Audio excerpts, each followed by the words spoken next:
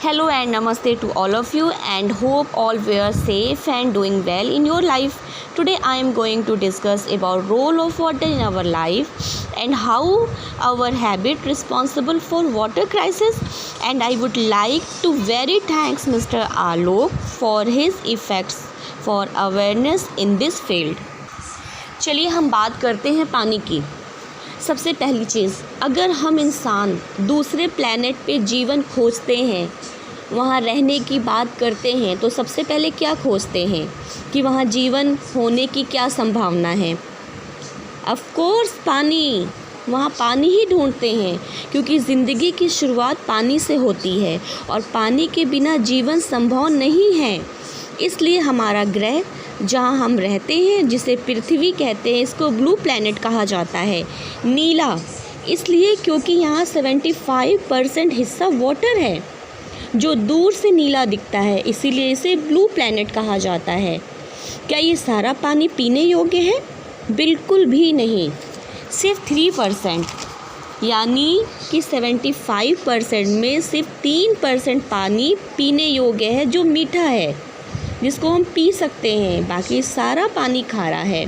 और इस 3% पानी में भी 70% जो हिस्सा है वो बर्फ़ का है, ग्लेशियर का है, और 30% पानी ही पोटेबल है, यानी कि पूरे पृथ्वी पे 1% से भी कम पानी इस्तेमाल के लिए है, जिसे हम यूज़ करते हैं, प्लांट यूज़ करते हैं, एनिमल्स यूज़ करते हैं। इसका यूज़ इंडस्ट्रियलाइजेशन में किया जाता है, अर्बनाइजेशन में किया जाता है। तो आप देखिए कि ज़रूरत इतनी और पानी की परसेंट कितनी कम है। बारिश के दिनों में घर पे बैठ के आपको ऐसा लगता होगा कि जो सड़कों पे पानी भरा हुआ है कि अरे हमारे भारत में तो पानी बहुत ज़्यादा है, बट ऐसा बिल्कुल भी नहीं है। बढ़ती हुई जनसंख्या इसका सबसे बड़ा कारण है, अर्बनाइजेशन। चलिए हम लोग कल्पना करते हैं सिर्फ एक दिन कि अगर आपके घर में एक दिन पानी ना आए, कैसा होगा वो दिन आपके लिए। सोचिए, इमेजिनेशन कीजिए, आप लोग परेशान हो जाएंगे हम सभी लोग। क्या कभी आपने सोचा है कि आपके शहर, आपके देश में पानी ख़त्म हो गया तो क्या होगा? बताइए। दुनिया में 400 करोड़ लोगों के जीवन में पानी का संकट है, जिसमें से 100 करोड़ लोग भारतीय हैं। इसमें आप भी हो सकते हैं और हम भी हो सकते हैं, जो इस समस्या को फेस करने के लिए तैयार बैठे हैं। दुनिया में 22 मार्च को जल दिवस मनाया जाता है। क्या आप जानते हैं कि नीति आयोग ने जल संकट के लिए एक ऐसी रिपोर्ट दी है जो देश के लिए संकट का विषय है? 2030 तक भारत की 40% आबादी, 40% पॉपुलेशन के पास पानी नहीं होगा, जिसमें दिल्ली, बेंगलोर, चेन्नई, हैदराबाद समेत 21 शहरों के लिए अलर्ट है। ये जल संकट देश की अर्थव्यवस्था को बर्बाद कर देगा। भारत में लगभग 2 लाख लोग प्रति वर्ष साफ पानी ना मिलने के कारण मर जाते हैं। 60 करोड़ लोगों को पीने का पानी मिलना मुश्किल हो जाएगा। जिस तरह मछली पानी बिन तड़पती है, ठीक उसी प्रकार हमारा भी हाल होने वाला है।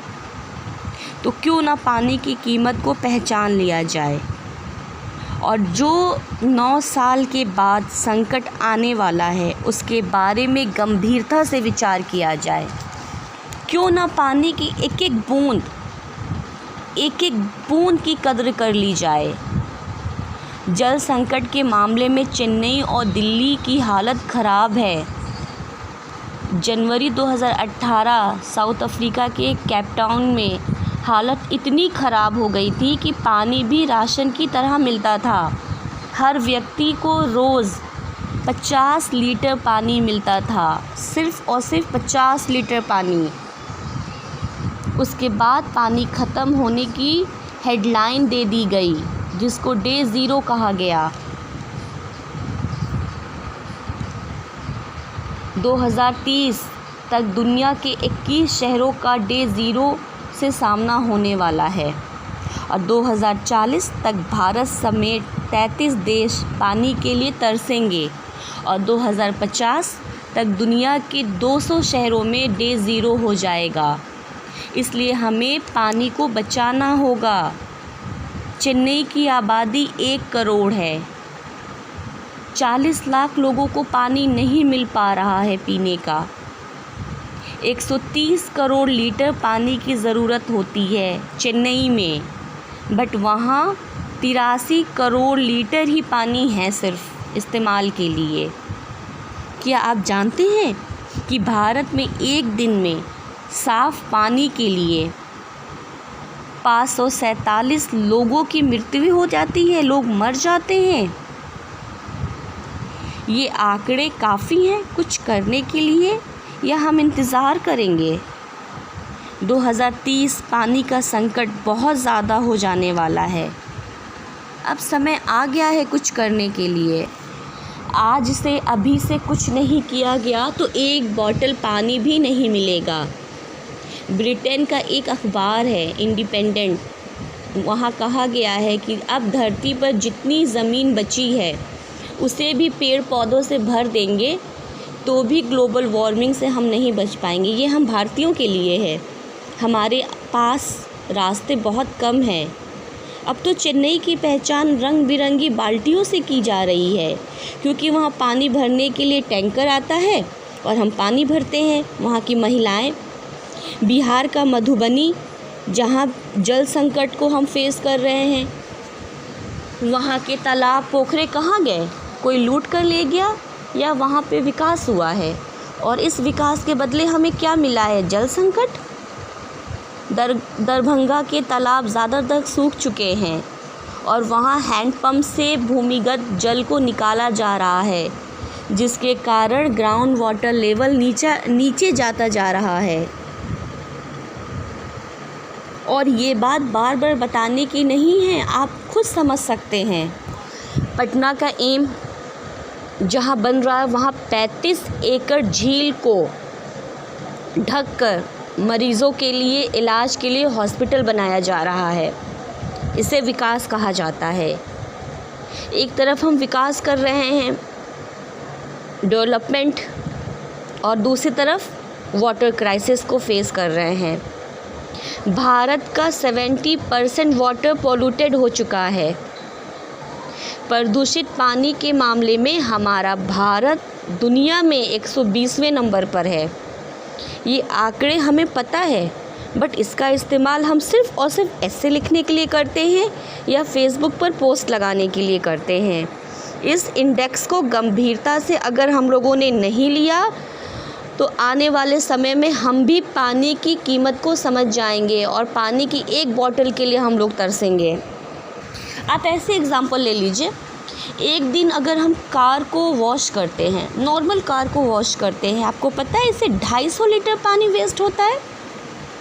और किचन में काम करने में एक दिन में डोमेस्टिक किचन 150 लीटर पानी, और गार्डन के लिए 150 लीटर पानी, और मॉर्निंग में ब्रश में 25 लीटर पानी, और अगर घर की साफ़ सफाई हो गई तो 60 लीटर पानी, और अगर कपड़े धो दिए तो 150 लीटर पानी।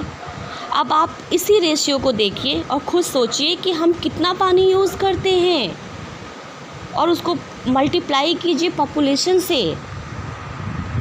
इसीलिए ज़ीरो डे को बचाना है तो पानी को बचाना पड़ेगा। ये बारिश का महीना है, मानसून का महीना। आप घर पे बैठ के बारिश को मत देखिए, इस पानी को स्टोर कीजिए, बचाइए। So create this small ponds. So if you have farmhouses, complexes, whatever land you have, there cannot be a better way of water harvesting than this. To harvest water, you don't need big complexes, tanks, big machinery.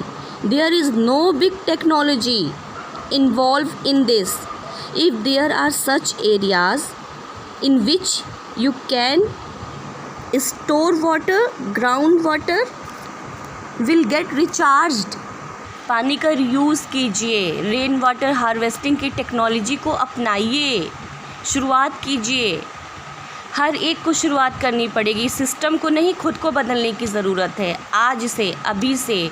और हमारी organisation यही चाहती है कि water crisis के इस awareness programme को हर घर में पहुंचाना है और पानी को बचाना है, भारत को बचाना है, जीवन को बचाना है। एक एक बूंद पानी की कदर कीजिए। इसके लिए कोई वैक्सीन नहीं आने वाली है, खुद को बचाना होगा। और ग्राउंड वाटर लेवल को मैनेजमेंट करने के लिए अटल भूजल योजना बनाई गई है।